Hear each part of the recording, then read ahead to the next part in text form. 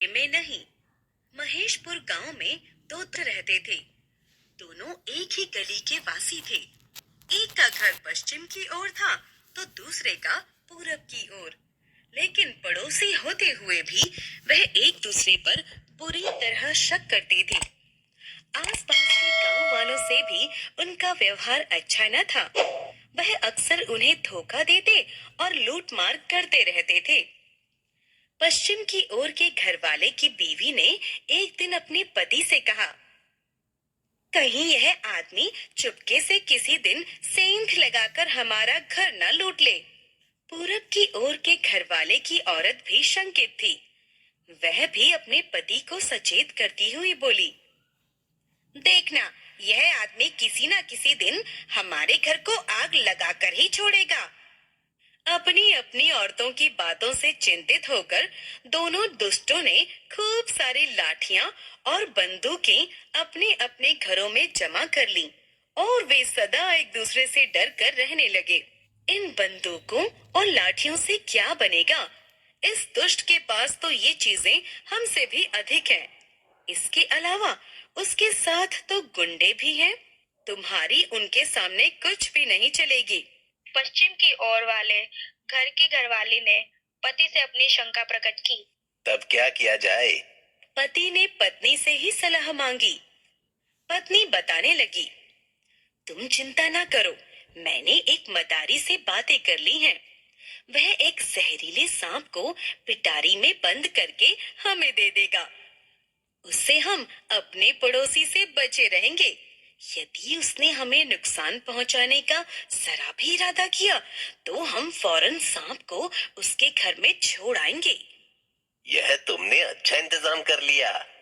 पति ने प्रसन्न होते हुए कहा, लेकिन सांप हमारा कहना थोड़े ही मानेगा। तुम्हारा सोचना सही है, लेकिन मैंने मदारी से इस शंका का भी समाधान कर लिया है। वह कहता है कि यदि हम सांप को रोज कुछ कुछ खिलाते रहें तो वह हमारे कहे में हो जाएगा। पत्नी ने बताया। पति ने फिर पूछा, लेकिन क्या मदारी की बातों पर विश्वास करना चाहिए? क्यों नहीं? हमारा मदारी कोई ऐसा वैसा नहीं है। आप निश्चिंत रहें। बस उसी दिन से वे बिना किसी को बताए चुपके चुपके अपने घर में सांप पालने लगे। मदारी था बड़ा चालाक। उसने एक अन्य पिटारी में एक दूसरे सांप को बंद किया और उसी तरह पट्टी पढ़ाकर वह उसे पूरब की ओर के घर वालों को दे आया। कुछ दिनों बाद दोनों दुष्टों को मालूम हो गया कि दोनों के पास जहरीले सांप हैं। सारे गांव में यह बात फैल गई। लोगों ने विरोध किया। इस तरह सांपों को घर में पालना गांव भर के लिए खतरे की बात है। लेकिन दुष्टों को गांव वालों की क्या परवाह थी? पश्चिम के घर वालों का कहना कि अपनी परेशानी हम ही जानते हैं। गांव वाले हमारी तकलीफ को क्या जाने? हम सांप को अवश्य रखेंगे।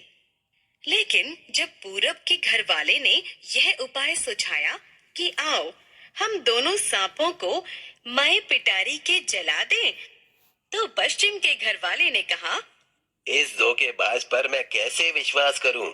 न जाने इसके पास कितने सांप पिटारियों में और बंद हों।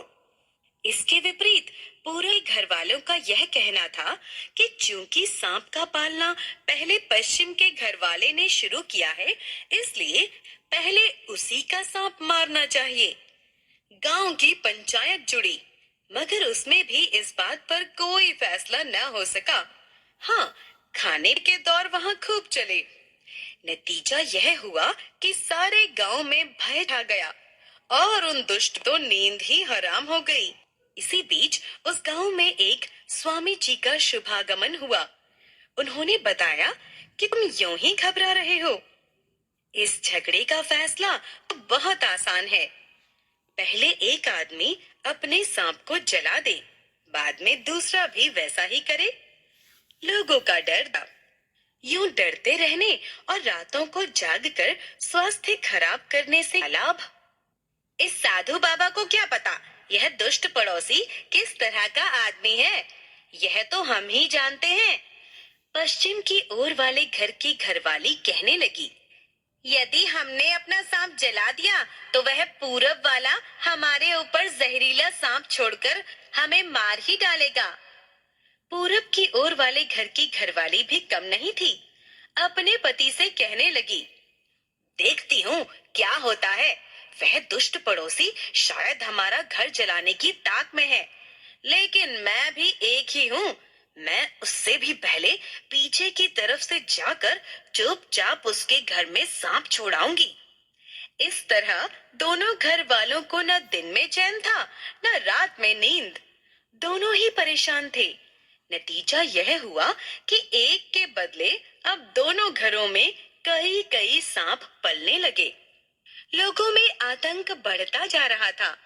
माताएं चिंतित थीं कि कहीं उनके बच्चों को सांप न डस लें। अब एक साथ कई जहरीले सांप गांव में जमा हो गए थे, लेकिन किसी की भी हिम्मत उन दुष्टों से यह कहने की न थी कि तुम ऐसा क्यों करते हो। दोनों की दुष्ट पत्नियों का भी बुरा हाल था। गांव के लोग भी दुखी थे। न कोई खेती पर ध्यान दे पाता था, न धंधे रोजगारों पर। देव का प्रकोप कहो या आशीर्वाद, गांव में दुष्काल पड़ गया। महामारी फैल गई। सारा गांव नष्ट हो गया। वर्षों बाद अब पुरातत्व विभाग के लोग उस गांव अवशेषों को खोद खोद कर निकाल रहे हैं।